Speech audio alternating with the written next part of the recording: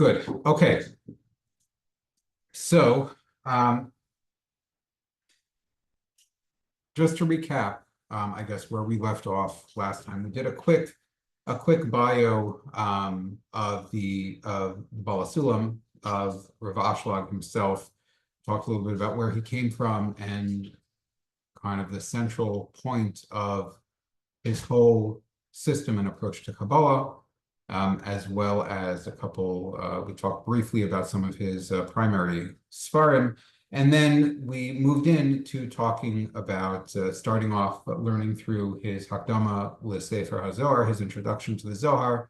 I didn't say last week, and I should have said last week, that anyone who's coming to or listening to the shir for an introduction to the Zohar, I have to apologize and sorely disappoint you. The Sefer is not really an introduction to the Zohar. It's more an introduction to Kabbalah in general, and to Rav HaShulam's system of Kabbalah and the way he understands how concepts interact and what the purpose of everything is, and so on and so forth. It leads eventually to a little bit of an introduction to the Zohar, in the sense of, in the second half of the Sefer, the second half of the essay Sefer, he begins to define terms and teach us about kind of the fundamental terms, the olamos and partsufim and levels of the neshama and things like that, which are critical vocabulary and critical conceptual frameworks for then being able to understand anything in the Zohar. Although understanding those frameworks doesn't necessarily mean you understand anything in the Zohar, because I still don't, although I'm pretty good with these frameworks. So it's not a traditional introduction to the Zohar per se as a Sefer. It's more a larger introduction to Kabbalah, to Chachmas Emes in general. The Baal HaSulam wrote several of these of varying lengths over and over again, trying to introduce the basic concepts of Kabbalah and the purpose of Kabbalah and the purpose of his understanding of how Kabbalah conceptualizes the purpose of the universe and human beings' purpose in the universe, and all of that kind of stuff. So that's really what this Sefer is, and I believe, as far as I know, it's his shortest, most succinct version of that kind of overview.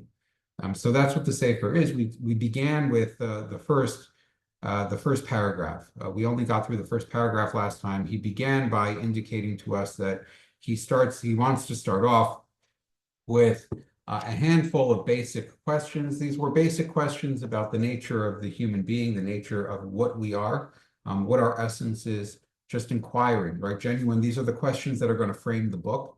Unfortunately, he's not going to answer the questions in order. It's not clear to me, I must admit. He doesn't answer the questions in order, so I'm not sure why he doesn't just change the order in which he asks them. Or I understand why he answers them in the order that he does. He builds up to those, he builds up to the answers. It's not clear to me exactly why he doesn't just order the 4 questions that he has, or the 5 questions that he has in a different order to correspond to the way he goes about answering them throughout the body of the book. It could be, no, I'm not going to speculate on that. I would say only maybe that there's a tendency. I think maybe this might be I don't know if this is intentional on his part, maybe it's part of his intent, but there's a tendency throughout Sifrei Kabbalah and Kabbalah in general, that Kabbalah doesn't build linearly. It's sort of recursive. It's sort of a recursive circle. You see the same concepts over and over and over and over and over again. The Rashash very famously said that all of the Kisvei Arizal describing the Seder HaHishtalshelus are actually only describing the Seder HaHishtalshelus and the mechanism by which the smallest thing in reality comes into existence, and the entire Seder HaHishtalshelus is contained within that tiny, tiny thing. So similar to an idea we find in Nefesh HaChaim, or Chaim Volozhin talks about this, and others talks about this, the idea of Hamachadesh B'Tuvo B'chol Yom Tamid literally means that Sheshes Yimei Bereshis are happening, the Asar Ma'amarim that bring creation into reality are happening with respect to every little iota of creation at every single moment. And so as a consequence of that, it becomes impossible, I think, to build a logical step-by-step system of anything within Kabbalah. And we find this in general, that the Sfarim, to some extent, especially the foundational Sfarim, many of the foundational Sfarim, they seem to start in the middle. I mean, in a way, this is not so different from Gemara versus Mishnah, for example, in some sense. It doesn't come off as organized. It comes off as discursive and recursive, and it starts off in the middle and assumes you know a whole bunch of stuff before it even starts talking. And then you only find out about the things you needed to know halfway through the Sefer, and then you have to go back and start again from the beginning, and you realize you never understood it. You thought you understood it the first time, and now you understand it totally different. And every time you open it up, you understand it differently. And so it could be that the seeming disorganization of the Sefer, this one and many other Sifrei Kabbalah, is by design, I think. To some extent, it reinforces the idea that the thing that we're playing around with here, or the thing we're trying to get some sort of handle on, is something that on some level is, as we find in the Kisvei Arizal, and the Leshem talks about this to a great extent, Kabbalah is always a bechina of chachma relative to niglas haTorah, which are a bechina of bina. Bina is ordered, Bina is defined, Bina has parameters, Bina builds on itself. It has step 1 and step 2 and step 3, and you don't get to step 3 until you did step 1 and step 2, and there's a difference between step 1 and step 2, and step 3 is about step 3, not about step 1, even though it builds on step 1. But really, in Kabbalah, Kabbalah is a bechina of the sphere of Chachma. Chachma is just chaotic, not chaotic, but it's just absolute yichud, absolute bittul of everything within the etzem of HaKadosh Baruch Hu. It's a sense in which there are no lines, there is no order. Everything is just melted into one thing, and it's all present all the time, and everything is contained. Hakol nichlal b'kol, every klal is contained within every prat is contained within the klal. And so I think the circularity of it and the chaos of it is to some extent by design.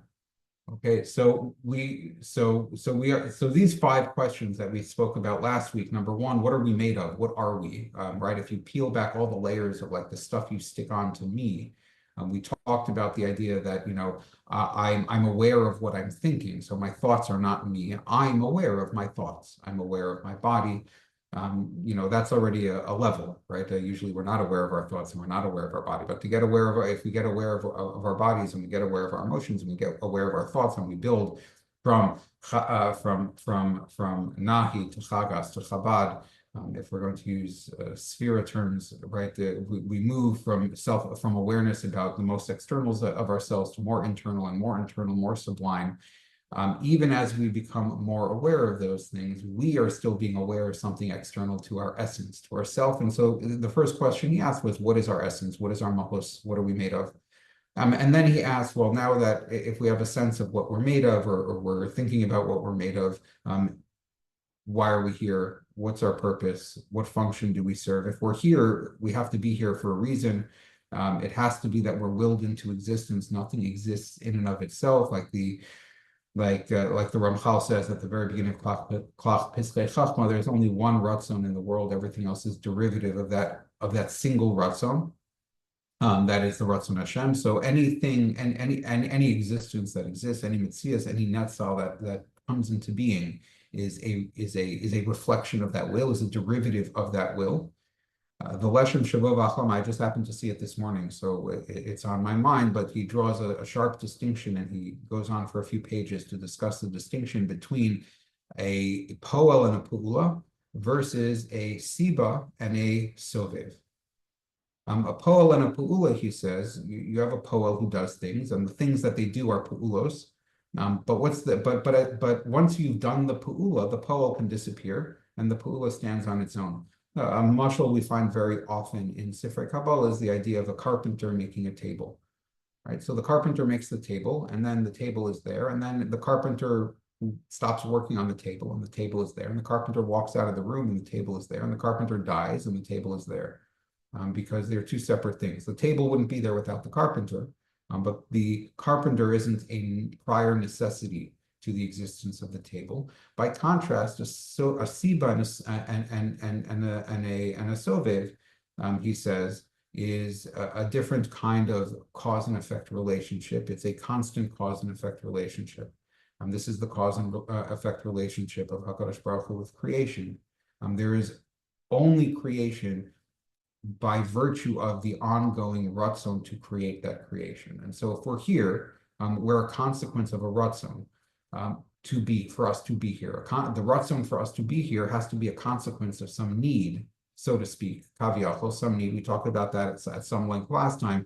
The result of some need within the Or Ein Sof to make us be here. Otherwise, there's no ratzon that develops. You don't do anything. You don't change. Nothing shifts unless there's a sense of chisaron, a sense of I need something and I don't have it yet. So I do something different, or I make something new in order to serve that need. So we're here and we serve a need, so to speak, a need on the part of God. What is that need? What function are we serving by being here? We're a tiny link, as he says, in a very long chain of reality, and not just temporally or spatially, but just we're part of, just at this very moment, in this very spot, I'm one little piece of the puzzle in the room I'm sitting in the house I'm sitting in, on the street I'm sitting in, and we can expand it out from there. I'm one little piece of that puzzle. Without me, the puzzle is different. So this puzzle is the puzzle that's supposed to be here, and I know that because I'm here. But what does that mean, and why am I here, and what function am I serving within that picture? And the next three questions were really questions about how sort of the imperfect, what is the relationship between the perfection, the wholeness, the perfection, the goodness of HaKadosh Baruch Hu, and the brokenness, imperfection, and evil that we find, suffering, evil that we find within the creation that has been created by that Ratzon. Again, that creation doesn't exist outside of the Ratzon Hashem. It can't.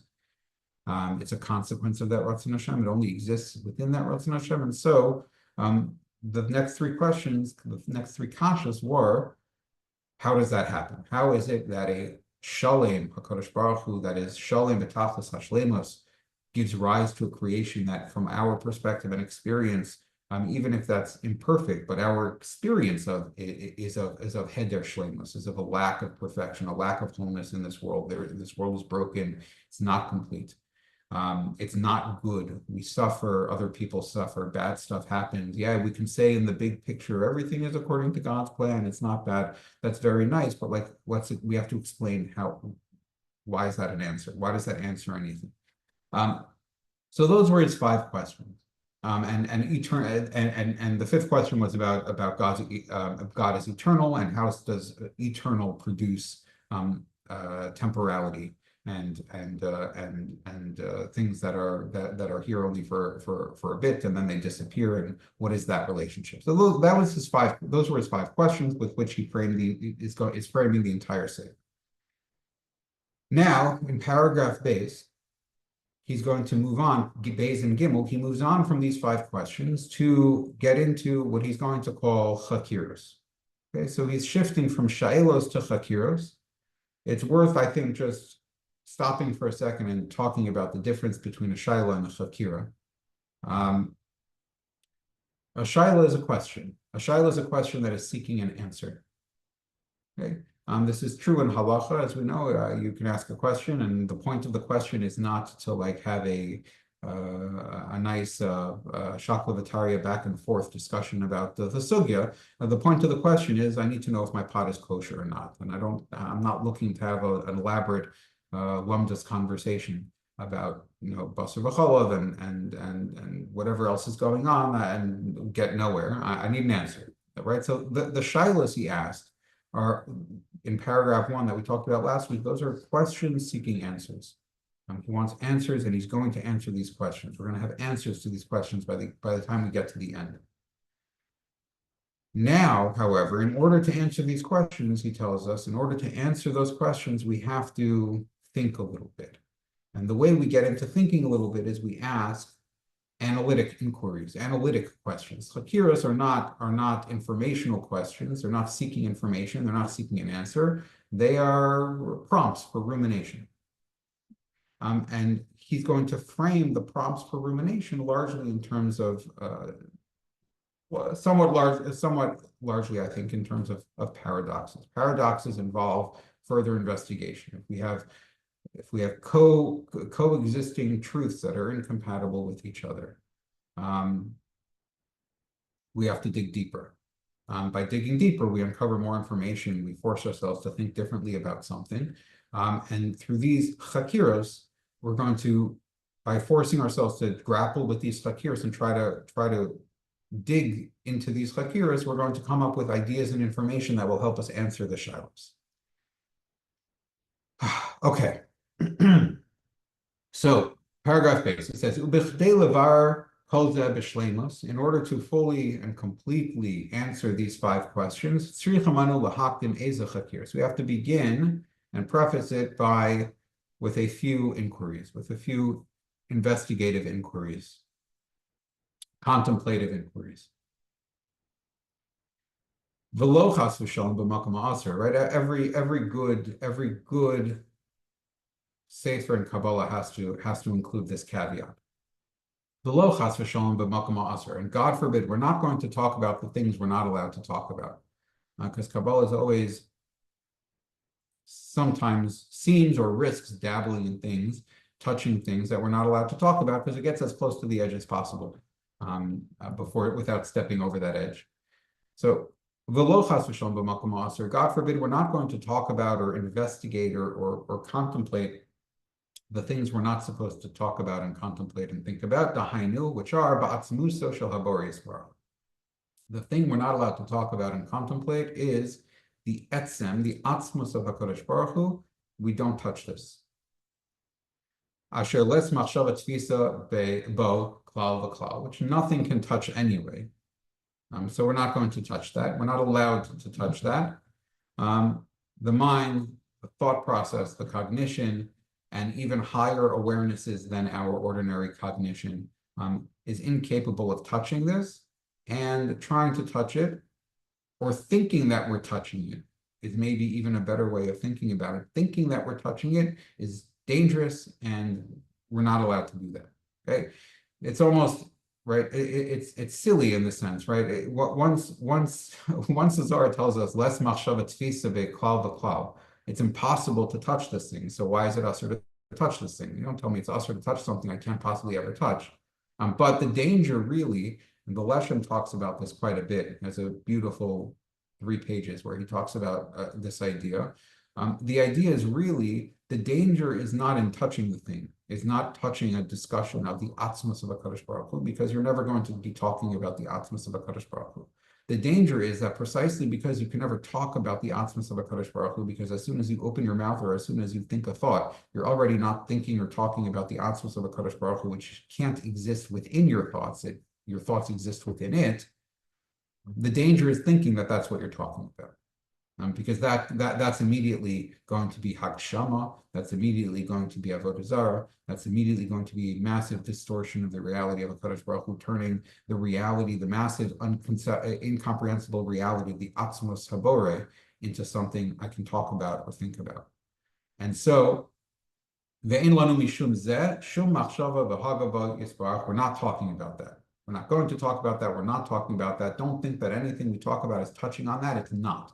What is it touching? What is it talking about? What do we talk about? No matter how high we go in our discussions of this, right? The Arizal, you see this all the time in Eitz Chaim, in other Kisvei Arizal, where he says, he starts off talking about something, usually, right, anytime he talks about something above the Olam of Atzilus, he says, we can't talk about this thing, and we can't even give mishalim or kinuyim for the thing that we're talking about, but I'm going to tell you a little bit about it. And he's constantly playing that game of, we can't talk about it, and here's some mushals to sort of talk about it. That happens all the time, and this is true. And then there are places where even the Arizal doesn't talk. Right, the Arizal says nothing about, again, I apologize if the terminology, like, again, this is circuitous Torah. So like we can talk about things that no one knows what we're talking about yet, and that's okay. And some people know what we're talking about, and some people don't know what we're talking about, and that's totally fine. But the Arizal can talk about things like Adam Kadmon and Kavod Tzimtzum, etc., but doesn't talk about anything that takes place before the emergence or the Gilui of Adam Kadmon. Although he indicates to us that there are lots of things that happen before the Gilui of Adam Kadmon. Again, whatever these things are, it doesn't matter right now. And then other Mikubalim come along much later on, Rabbi Yisrael Sarag and others. The Leshem talks about this and talk about the Olamos HaMalbush. All of the things, the Olamos after Olamos after Olamos, that levels after levels after levels that exist in the tiny space between the Tzimtzum and Adam Kadmon. And they talk about these things.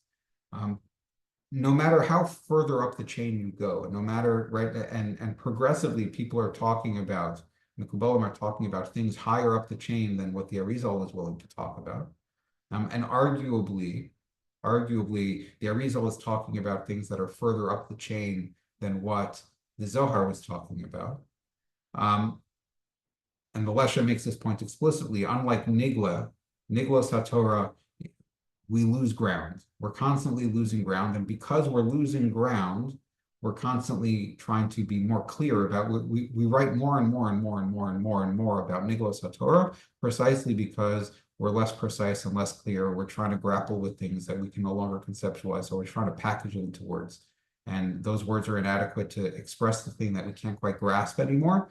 And so Nigla HaTorah expands, but it's actually less valuable as it goes along. Okay, the latest sefer on the halachos of Sufganiot is much less profound than Maseches Avodah Zarah, right? We're not doing better in that department. We might be doing more in that department, but we're doing more precisely because we're not doing better, right? In a certain sense. There's less clarity, and because there's right all the hakdamas to all of the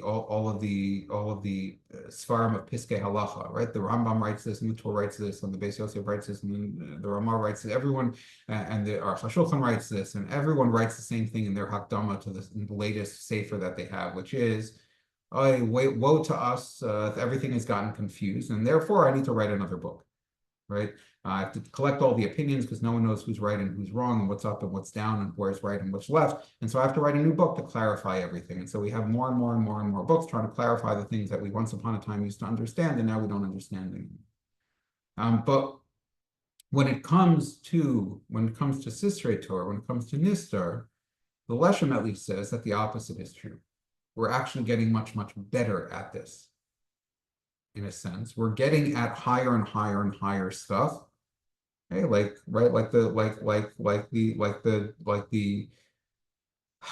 the dwarves on the shoulders of giants, but we're getting higher and higher in this stuff as time goes on. And he talks about, right, Rav Shimon Bar Yochai was able to reveal certain things and not other things, and didn't reveal other things. And the Arizal comes along and reveals more things. And then whatever tradition you have post the Arizal, you'll pick your people in that tradition, whether it's the Baal Shem Tov or the Gra or the Ramchal or the Rashash.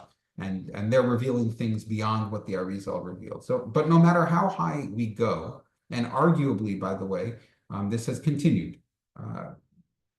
Maybe it's presumptuous to say, but like, take yourself from the 1700s with the four main streams that come out of the Arizal, the Rashash, the Gra, the Ramchal, and the Baal Shem Tov, and move 300 years into the future and see where we are now. And we're talking about more profound things that they didn't talk about back then. There are reasons for this, and we as people have become much more sensitive and attuned to things that once upon a time they could only feel things or see things or appreciate things that were much more coarse. And now we're much more attuned to things that are much, much more sensitive, much more zach, so to speak, because we're accessing and connecting to and working on trying to decipher things that are much higher than what was already deciphered. But no matter how high we go, we're never touching Atzmos. That's the key. Whatever we're talking about, relative to what they were talking about, they might think that, oh, well, anything past what we're talking about, that's Atzmos. We can't touch that. But then the Leshem says, yeah, but next generation, you push the bar a little bit further, you take a few steps further, and the horizon moves ahead a little bit. And now what was once over the horizon is now within your horizon, and that's accessible and something you should discuss and can inquire about. And beyond that is now the new past the horizon that you're not supposed to touch. But the idea is that whatever we're ever talking about is not Atzmos. And so what we're talking about here is not that. Ella, b'makom shahachakira hi mitzvah, dahainu hachakir b'ma'asav yisparach. Rather, we're only going to talk about the things we're talking about, investigating, contemplating these things as a mitzvah. And where is it a mitzvah to contemplate? That is with the maisim of HaKadosh Baruch Hu. K'mitzvah lanu haTorah, like the Torah says, da es Elokei avicha v'avdehu, you should know HaKadosh Baruch Hu, and you should serve him. V'chein amar b'shir hayichud,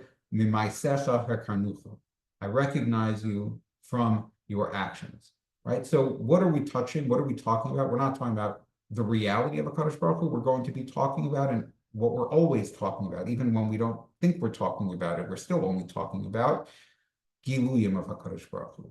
Anything we encounter and anything we can talk about, anything we process outside of ourselves coming in that we can process with any of our abilities, physical senses, emotions, intellect, whatever it is that we're using to process things that are higher than the intellect, we're processing stimuli that exist within creation. That means it's a gilui. It's not atzmos. It's only a gilui. It has to be a gilui because it exists within creation as opposed to the thing creation exists within. This is like what the Gemara says, right? That HaKadosh Baruch Hu is Makomo Shel Olam, right? Ve'en olam mekomo, right? That the olam creation reality exists within HaKadosh Baruch Hu, and anything within that reality is not HaKadosh Baruch Hu. So anything we cognize, anything we talk about, we're not talking about the Atzmos. We're always encountering giluyim, which are expressions, which are pu'ulos, which are maisim of HaKadosh Baruch Hu, consequences of the Ratzon Hashem. The Rambam writes in the Morning Nevuchim, okay, the Ratzon Hashem we can maybe say is in some way, shape, or form is identical to the Atzmos of HaKadosh Baruch Hu. But everything that exists within creation, which is a consequence of the Ratzon Hashem, that is going to be a gilui, and that's what we're talking about here. That's where our investigation is going to sit, only ever in that, and not in anything that we're not supposed to be thinking that we're engaging with, because we're not engaging with that, and be clear, we're not engaging with that. V'hinei. HaChakira ha'echad hi, the first chakira, the first consideration, the first investigation, the first analysis is as follows. Eich yitzur lanu shehabria tia mechudeshes. How is it possible that creation is something new? Sheperusho davar chadash shelo haya kol bo yisbarach mitarem shebaro. How can it be that creation is new in the sense that it is something novel that wasn't already present within HaKadosh Baruch Hu, wasn't already existent and present within HaKadosh Baruch Hu prior to its being created? Because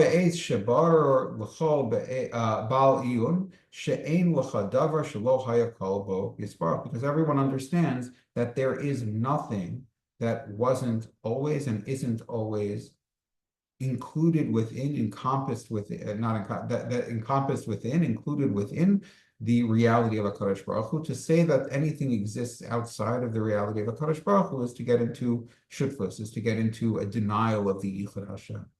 If there can be something that exists independent and separate from, and could exist not contained within the reality of HaKadosh Baruch Hu, now HaKadosh Baruch Hu is not Echad Yachad Miyuchad. There are other things. With a capital T, there are other things, there are other realities. And that can't be, if that's our working definition of the reality of HaKadosh Baruch Hu, that can't be. And the intellect requires us to think this. It's impossible to give something that you don't already have. Another way of thinking, right? From a more logical, philosophical perspective, as opposed to a dogmatic perspective, it's not God is this. God includes everything. Echad, Yachad, and Miyuchad, so nothing can exist outside of God. If so, where did creation come from? How is creation a new thing, right? Yesh me'ayin. What does that mean? Beyond that, it's just from the perspective of logic.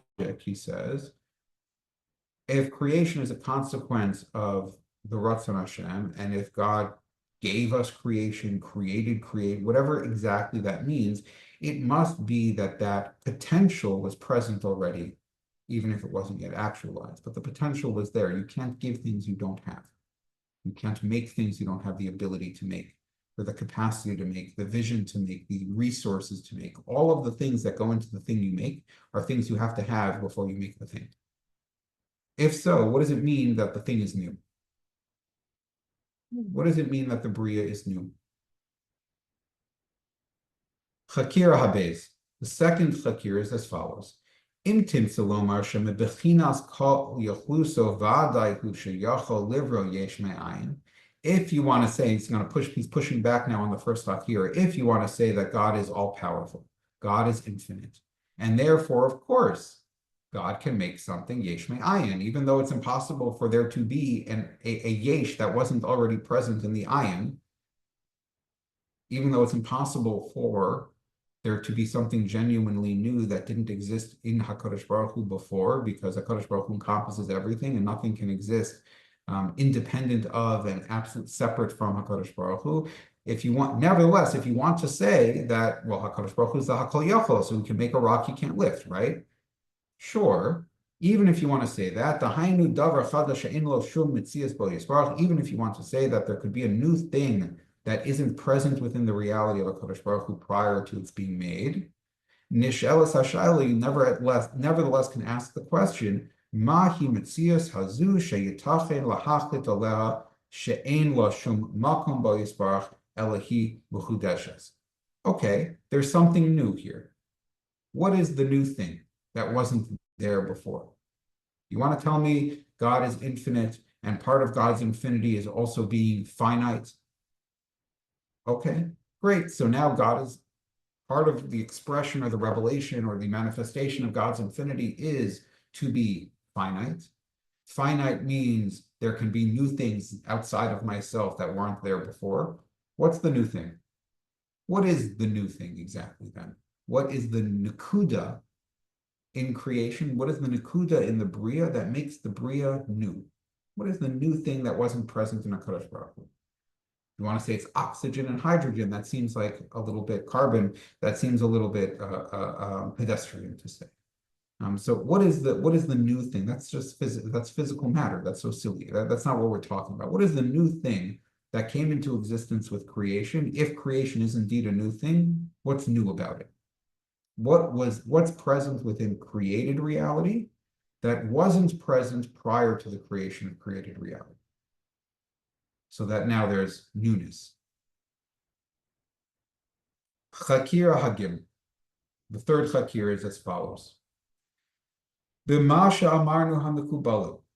Regarding that which the Mekubalim say, Shenishmaso shel adam hi chelek elokam imal. The idea that the neshama of a person, the neshama of a human being, is a chelek elokam imal, is a piece of God. Ba'ofen she'ein hefresh beino yisbarach lebein haneshama, in the sense in which that there is no difference and there's no separation between the neshama and HaKadosh Baruch Hu.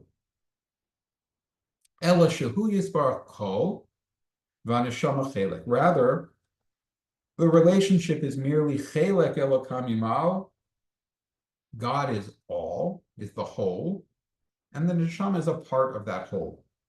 But the part of the whole is still the same as the whole.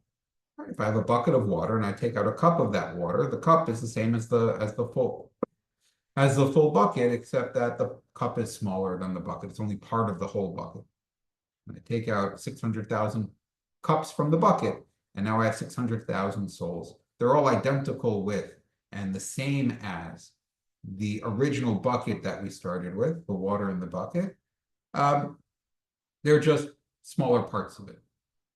Right? That's what the words are. Right? The chelek elokam imal. That's how it's understood. So he says, "Then shiluzeh," and the Mekubalim, you analogize this to le'even hanachseves mehahar, to a stone that's being cloven from a mountain, right? That's being hewed from a mountain.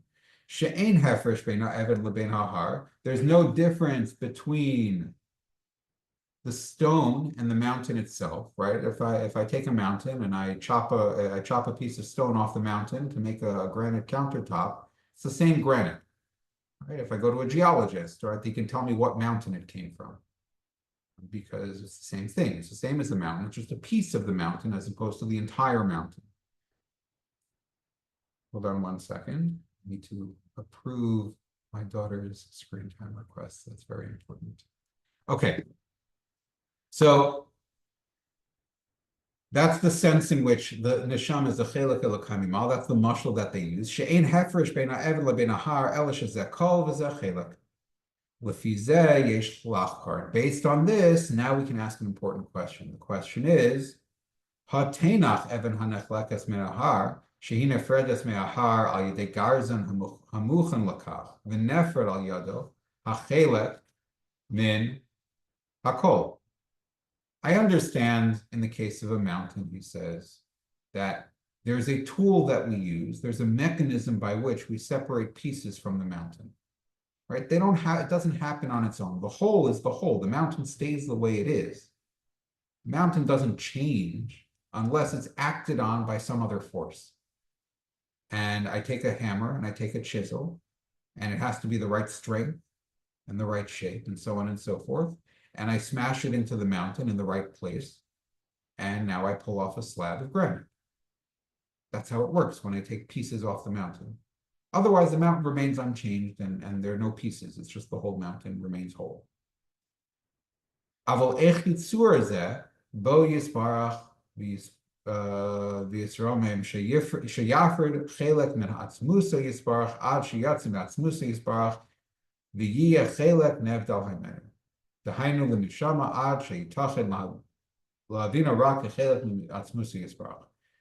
does this work when it comes to God? If we're going to say that the neshama is a chelek elokam imal and it's a chelek of the whole of HaKadosh Baruch Hu, just like the stone is a chelek of the whole mountain, okay. Well, when it comes to the mountain, mountains are unchanged unless acted on by some other force. And it has to be the right tool, and that particular tool functions to separate the piece of stone from the mountain. This is the mashal that the Mekubalim use, so we're going to play with that mashal, and we're going to hold them to that mashal and sort of say, okay, well, let's make sense of this mashal, or at least that's what he's saying. Let's make sense of this mashal as opposed to, that's a silly, cute mashal, but it doesn't really make any sense. If it's there, let's assume it's going to make some sense. So, and again, it's a chakira, it's not a kasha. So we're not asking, we're not challenging the mashal. We want to understand why the mashal is used. What's the mashal trying to communicate? And the mashal on its face seems problematic because I don't understand how is it that we separate pieces of God from the whole of God. All right, it's a very nice idea that the neshama is a chelek elokam imal. That's cool. I like that idea. Makes me feel good, right? And there's a Nekuda Tova, and we can talk about Rabbi Nachman and Azamra, and they're good. There's a part of me that's essentially perfect and connected, and so on and so forth. And I just have to dig deep down enough because it's there. There's the Chelek Elokam Imal, and there's Elokus in me, and it's a great idea. But how does that work actually? How does that happen? How does it happen? What does it mean for there to be a Chelek Elokam Imal? When chalakim and coming from parts coming from holes, they have to be operated on by a force that separates one from the other. What is that force? What is the tool? What is the thing that affects a creation of a part of HaKadosh Baruch Hu? I understand the idea God is indivisible, so every part is really the whole, but so God is being split up into a million different pieces, so to speak, and a little piece is going to each one of us, but that little piece is really the whole of God and the full gamut of everything, and I have access to the full totality of HaKadosh Baruch Hu through being able to get at and connect to the deep Amkos Nafshi. I get that. Okay, I mean, I don't get that, but that's cool. That's cool. But mechanically, how does this work? Mechanically, how does it happen that we take God and we break God into pieces? And now, like, what is breaking God into pieces? Right? What's the thing that's doing it? And that would help us understand, like, what does it mean for there to be a piece versus a whole? I understand meaning I can understand the whole and the piece when it comes to the stone and the mountain, partly because I can understand that the tool that's being used produces a certain effect. I use a hammer and I use a chisel, and the chisel cleaves off a slab of the of the mountain. And now I understand that what we're doing is creating a physical separation between the stone and the mountain, and the stone is the same as the mountain geologically, because of the way it's being separated. But if I don't understand how the process works, it would be much harder for me to understand what it is that I'm dealing with when you talk about the neshama as a chelik elokam. That's number two. No, that was number three. Number four, which is now Sif Gimel. So the next paragraph, Sif Gimel, but Chakira Dalet. I have no good explanation for why he divides up the Chakiras the way he does, as opposed to dividing them up into 6 paragraphs or putting them all in 1 paragraph. I have no idea. But Chakira Dalet. This fourth Chakira is Kevan Shem Marcheves Hasitra Achra Vaklipos Rechoka Mekudushasa Yisparach Mikatza Lakatza Achlo Titsuya Harchaka Kizos. Since the thing called the Sitra Achra, the other side, evil, negativity, badness, whatever the Sitra, the Yetzer Hara, whatever the Sitra Achra is, and Klipos. Klipos are husks, shells, coverings, peels, the things that distort and hide the reality that everything is HaKadosh Baruch Hu, which in and of itself is a negative thing, right? If the ultimate goodness and the ultimate tainug and goodness and pleasure and enjoyment is an awareness of Ein Od Milvado and Malei Kol Haaretz Kavodo, and there's only God and everything is just godliness, or everything is an expression of God, and so on and so forth, then anything that distorts that awareness, every klipa that distorts that awareness, right? This is the example I use all the time. Ruve knows this because I've used this example so many times, but the taste of an apple, the sweetness of an apple is a klipa, because an apple is just elokus, and the flavor of the apple makes me think that the apple is something other than elokus, because it's sweet, it's delicious, it tastes good on my tongue, it has a nice crunch to it, it looks nice and shiny, right? Those are all klipos. Some of those are not, they're not necessarily bad klipos, but they're klipos in the sense that they distract away, and also, by the way, they give me a sense of independent reality, right? So I look at the apple and I know what an apple tastes like, and I know what an apple looks like, and I know like the approximate weight of an apple and how it feels in my hand, and I know how it hits my digestive system, and I know how I respond to it, and the nutrients in the apple and the sugar in the apple and so on and so forth. So now all of those klipos give me a sense of I'm in control, because when I feel my blood sugar going down, I can take a bite of an apple or anything that looks like that apple that I had before, and now I know what the outcome is going to be. It's going to provide me with sugar, and I'll feel better, and I'll feel full, and so on. It'll taste good, and so on and so forth. All of that gives me a sense of, oh, reality is not entirely contingent on the Ratzon Hashem recreating everything at every moment. Reality is predictable. There's cause and effect. There's tangible things. Apples. Apples are real, and when I take a bite of an apple, it's yummy, and I'm full.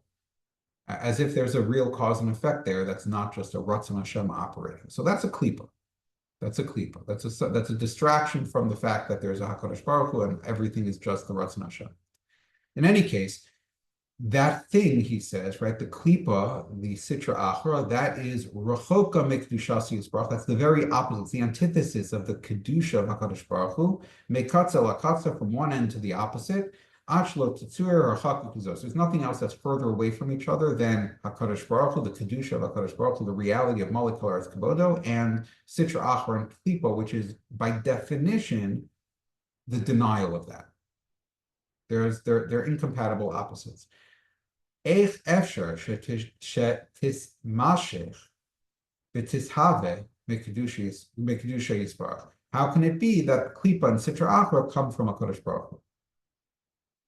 Right? There's nothing outside of HaKadosh Baruch Hu. We already said that. So if that's true, and Klipa is the opposite of HaKadosh Baruch Hu, how does the opposite come from the thing that it is the opposite of? V'lo od ela shekedushas yisbarach tiskayin osa. And it's not only that, but it's the Kedusha of HaKadosh Baruch Hu, because that's the only thing that really exists anyway. It's the Kedusha of HaKadosh Baruch Hu, the Ratzon Hashem, that is sustaining the Klipa and the Sitra Achra, right? Apple peels and apple flavor and the sensation of apple on my tongue and the feeling of apple in my stomach and the energy and sugar of apple and how my cells receive it and respond to it and so on and so forth. All of that is a shefa of the Ratzon HaKadosh Baruch Hu. It's all being created and willed into reality as it happens, which means that the Ratzon Hashem is willing into existence the very thing that is the the antithesis of the Ratzon Hashem, or the antithesis of the reality of HaKadosh Baruch Hu. How does that work? How does that work? What does that mean? How can that be? Chakira. The fifth chakira is inyan tchias hamesim. What's up with tchias hamesim? What in the world? Kevan sha'aguf hu davar bazui kol kach. Since the body is something that is so low and so debased. Ad shatekef me'es lidaso nidon lemisa v'klur. So much so that the moment the body begins to exist, it's immediately dying. Right? We're headed downhill immediately as soon as we start existing, at least from the perspective of the body. Kevan Velo od ela sha'amru bizarre. It says in the Zohar, shemiterem sha'aguf nerka, before the body decays, kulo, and before the whole body decays, we know this famous idea, lo suchal haneshama la'alos l'makomo l'gan eden, until the body decays fully and completely, the neshama can't access its place in Gan Eden, whatever that means. Kol od sheyesh eza shira menu, as long as there's anything left of the body. In Cain, right? Meaning the body is so terrible that it holds the neshama back from like existing within the space of Gan Eden. And so the body has to totally disappear. It's so opposite the neshama. It's so opposite the existence of the neshama within Gan Eden. The neshama exists within Gan Eden, whatever exactly that means, but leave that aside. The neshama can exist within Gan Eden as soon as it's detached from the body. When it's still attached to the body in any way, shape, or form, even a dead body, that existence is impossible. It can't exist in that higher space, in that better space. In Cain, if so, mahu hachiyot sheyatzer b'yitayim tchias hamesim. If so, what's up with tchias hamesim? We're coming back. Like, this stinks. Guf is not good. Neshama is good. What's the point of Tchias Hamesim? What do we want Tchias Hamesim for? What's the value in Tchias Hamesim? It seems the opposite. You're sticking us back in the terrible thing that you stuck us in the first time. Maybe there is a reason to stick us in that terrible thing in the first time. We have to work and we have to refine our neshama. There's lots of nice things to say about why we have to be stuck here in a body. But when everything is perfect and good, Tchias Hamesim, why are we there all over again? Why is that an ideal? Why are we returning to that? Can't HaKadosh Baruch Hu give tainug, give pleasure, give enjoyment to the neshama basking in the ziv hashchina all on its own without a body? Actually, it seems that the body is a hindrance to the neshama basking in the ziv hashchina. So I don't understand why are we going back to bodies? The yoser tamua, and even more concerning or puzzling than this is Masha Amru Chazal, what Chazal say, Sha'atidim hamesim lakum lachios b'mumam. Initially, in Tchias hamesim, all of the bodies will initially be resurrected with all of their mumin, with all the things that were wrong with their body. Right? I don't look bad this way, I look bad that way, I have this injury, I have that injury, whatever, all of the things we think are bad about our bodies or we perceive as negative about our body. We'll be resurrected with bodies, the same body that we had before. Right? We're not all going to come out looking like Brad Pitt. We look like we look, and the body will be what it is. Kidei shelo yomru acher hu, so that nobody will ever think that this person is somebody else. Right? If we all came out looking like Brad Pitt, you wouldn't realize it's me. I don't know. Right? So we come back looking like ourselves so that no one will think that the neshama riding in that body is someone else. No, it's you. It's you. I know you. I recognize you. I wouldn't recognize you. I have face blindness, but other people would recognize you and know who they're looking at because it's the same body that they're used to, that they're familiar with. And then after this, Girpa as Hamumin Shalem, then afterwards, the Kadosh Baruch will heal all those mumin and we'll all look perfect. All our bodies will be perfect after that. So first, we have to be imperfect. Our bodies get resurrected imperfectly, imperfect bodies, so that people can know who we are. And then, as soon as they know who we are, then then we'll have perfect bodies, whatever that means. So we have to understand. Why does God care if people will mistake people for other people because their bodies look different? That because of that, and because of this concern of misidentification, God is going to then create imperfect bodies or resurrect imperfect bodies and then make them perfect afterwards. It seems like such a hassle and such a silly thing to go through. What's the point? Chakira Havav, and now the final Chakira. Chakira Havav, B'masha Amru Zal, Asher Ha'adam Hu Merkaz Kol HaMetzias. The sixth Chakira is related to the idea that we find in the Zohar that says that the human being is the center of all reality. Shel Kol Ha'olamas Ha'yonim V'olam Hazeh Hagashmi V'chol Malom. The human being is the center of all Metzias, all of the reality of all of the upper worlds of upper consciousnesses, Olam HaElyonim, Olamas HaElyonim, as well as the center of Olam Hazeh, with all of its physicality and everything that's in it. Below Nivru Ela B'Shvilo, and as B'Shvili Nivra Olam, right? V'chayva Sa'adam Lahaman B'Shvilo Nivra Olam. A person is obligated to think that the world exists for me. I am the central purpose of everything. Everything exists for me. I am the center of it all. It's all created for me.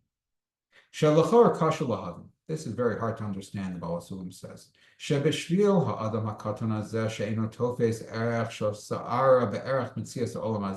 That for this little person who doesn't even occupy the space of a hair's breadth in the broad arc of reality, of history, of existence, tiny nothing. And all the more so if we look at this one person in the context not only of this world and its history, but of all of the realities and all of the worlds and all of the olamas elyonim and all of the things that are in those olamas elyonim in that reality. How could it be? Why would God bother creating all of this just for this person? What does that mean? How can it be? And what do I need it for? What do I need all of these things for? My universe is very, very small. At the moment, my universe is a screen in front of my face and a book in my hand. The chair is pretty comfortable, but like beyond this room, I have nothing. I'm not aware, I'm good. Leave me here forever and I'm fine. Right? Like, what do I need all of this other stuff for? Beshvili Nivra Olam means everything is created for me. Everything in reality is here for my purpose, to serve some tachlis for me, and it wouldn't be here without me. So what am I supposed to do with like the blade of grass halfway across the universe? That's for me too. What does that mean? How can it be that that's for me? What does that mean about what I'm here for? What does that mean about what that thing is? How am I supposed to relate to it, etc.